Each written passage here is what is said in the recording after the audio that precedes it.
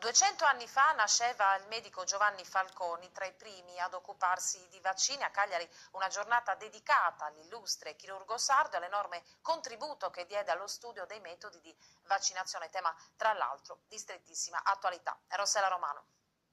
Anche nell'Ottocento il dibattito sull'utilità dei vaccini era molto sentito. Un passionario delle vaccinazioni all'epoca fu Giovanni Falconi, medico, chirurgo e anatomista cagliaritano, nato 200 anni fa.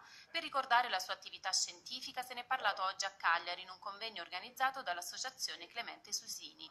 Era un anatomista di spicco a livello italiano, ma la sua opera più importante è stata quella della variolizzazione, ovvero la diffusione del vaccino, del vaiolo, perché si tratta della prima vaccinazione sviluppata, e Falconi fece un ago, detto appunto ago falconiano, ancora oggi forse poco conosciuto, un metodo semplicissimo, come tutte le cose semplicissime hanno rivoluzionato la diffusione di massa delle vaccinazioni, perché il problema era poi l'opinione pubblica, far accettare una cosa che era un bene comune. L'ago falconiano aveva reso l'inoculazione del vaccino sicura, indolore ed efficace, superando quella naturale diffidenza. Un dibattito tornato poi oggi di grande attualità. La differenza fra noi e Giovanni Falconi è che Giovanni Falconi apriva una strada, nei confronti della quale c'era naturalmente un atteggiamento di diffidente conservazione.